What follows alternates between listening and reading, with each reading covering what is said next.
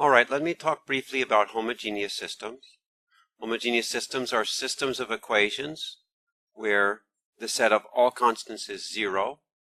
So if you have an augmented matrix, the last column is entirely 0. If you have a homogeneous system where the number of columns, or number of variables rather, is greater than the number of rows, then it turns out that such a system will always have infinite solutions. And the reason is that you will always have free variables.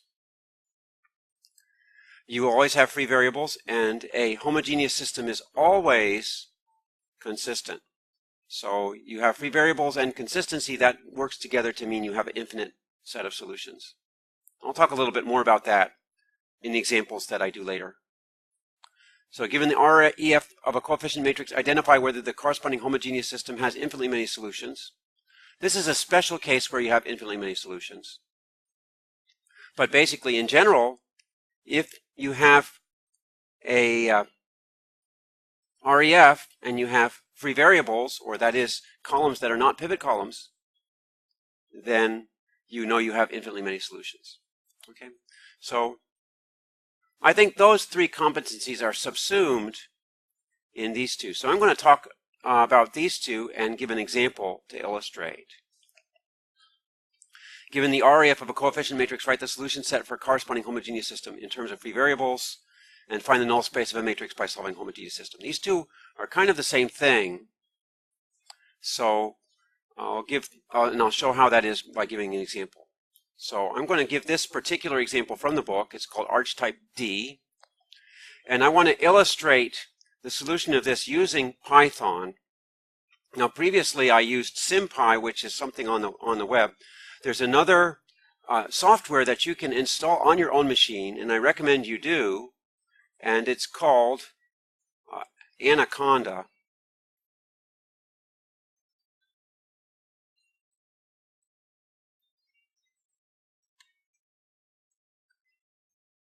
And you can find it using Google.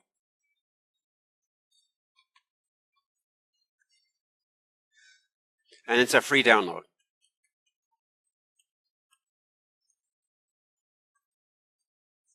Excellent program. Okay, so I'm going to go ahead and start up. Now, when you start up after installing Anaconda, you don't start Anaconda, you start Jupyter. So I'm going to type in JUPY, and it says Jupyter Notebook. I'm going to go ahead and start that up. Now, the first time you start it, it takes some time. I'm actually going to pause this video till it comes up. In some cases, you may have trouble starting it up, in which case you should go ahead and ask me or another instructor how to get over the difficulties. There are alternative ways of starting Jupyter, but Jupyter is started. Jupyter works in your browser, so go check your browser and you'll find the Jupyter window open. Here's the Jupyter window that's open. Okay, I'm going to go ahead and put this file on my desktop. I'm going to create a new file, and I want to create a Python 3 notebook. And I can type Python code into this so-called cell and execute it and get a result. Now, it so happens before I started this video, I saved some code, so I'm going to go paste it in. All right, so I've pasted it in there. Now, if you watch my video about using the SymPy server, you'll see that the syntax here is a little bit different when I'm using Python on Anaconda. First of all, SymPy is the library that contains SymPy functions. And each function in the SymPy library should be identified by the prefix SymPy. Now, rather than typing SymPy each time, I make an alias SP. So this SP symbols, that's a function from the Python package. That just means that Python will interpret K as a symbol. So here's my matrix. This matrix is very similar to the Python server on the web. And here's the REF and print A. So the basic thing is I'm using this as a REF tool. And that's basically all you need it for right now. So let's go ahead and use this tool to make the REF of this one. So my REF is going to be, for the homogeneous system, my REF is going to replace this 8 minus 12, 4 with 0, 0, 0. So I have 2, 1, 7 minus 7, 0. 2, 1, 7, minus 7, 0. First row. Second row. Minus 3, 4, minus 5, minus 6, 0. Minus 3, 4, minus 5, minus 6, 0. Okay. In the last row. 1, 1, 4, minus 5, 0.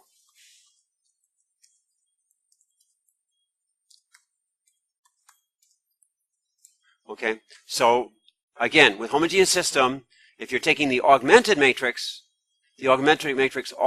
always the last column is 0. All right, so I have the REF here, and then I have print A, so let me go ahead and execute. Execute is Control Enter. And this black dot means that Python is running.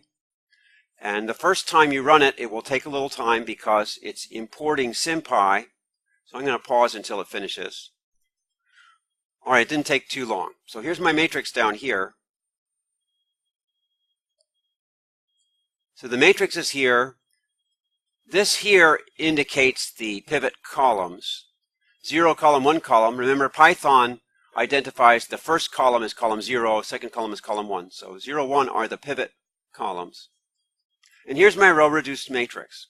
Now, first thing you can notice is that really, it's not necessary to augment the matrix. Why? Because if I have a homogeneous system, the augmented matrix always has zeros. The result's always going to have zeros. So I'm going to go ahead and redo this and just take off the zeros. So that's a lesson. When you're doing homogeneous systems, don't make an augmented matrix. Just make the coefficient matrix. See, the reduction hasn't changed anything at all. I've only removed the zeros, which I knew were there already. All right? So let's interpret this now. How do we convert this into a result? So I'm going to go back to my notebook and snip it. And maybe I should snip the code too. Let me go back and snip the code so you have that as a resource. So we'll snip the whole deal. And where's my insert snipping tool? I think it's here. And we'll snip this. And it came in over there, so I'm not sure if that's going to work, but we'll try it.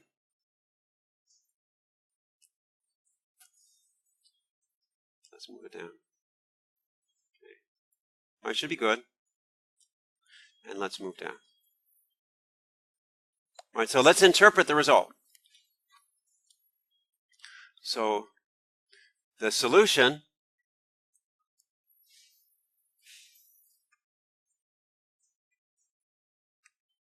of the homogeneous system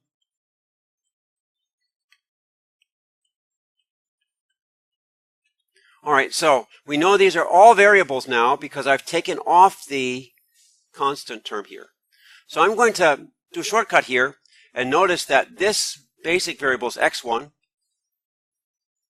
Now all these variables, this one's x3, this one's x4, I'm going to take them to the other side. Now if I take them to the other side, the positive will become a negative, the negative becomes a positive. So if I take this 3 to the other side, that becomes a minus 3, x3. This minus 2 becomes a plus 2, x4. Okay. Next equation. This one here, this represents x2. All right. Then this 1 represents x3. If I take it to the other side, it becomes a minus x3. And this minus 3 represents minus 3x4. If I take it to the other side, it becomes a plus 3x4. Okay. So I can write my solution this way. The way the book does it is kind of like this: x1, x2, x3, x4.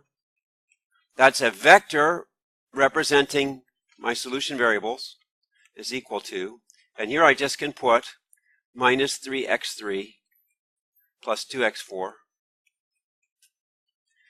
And then x2 is minus 3 minus x3 plus 3x4.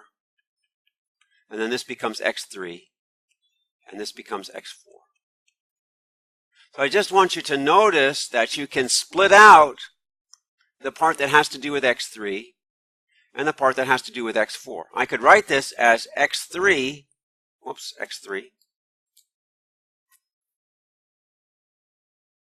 times minus 3 minus 1, 1, 0. Right? I'm taking only the part that has x3 in it. And then I have plus x4, and I'll take only the part that has x4 in it. 2, 3, 0, 0. Okay?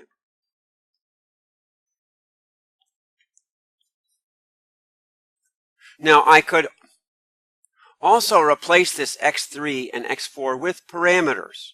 Why? Because x3 and x4 could take any value. Really doesn't matter if I call it x3 or t or u or v or w. All right, so I'm going to use u and v. So I can write this as equal to u times minus 3 minus 1, 1, 0.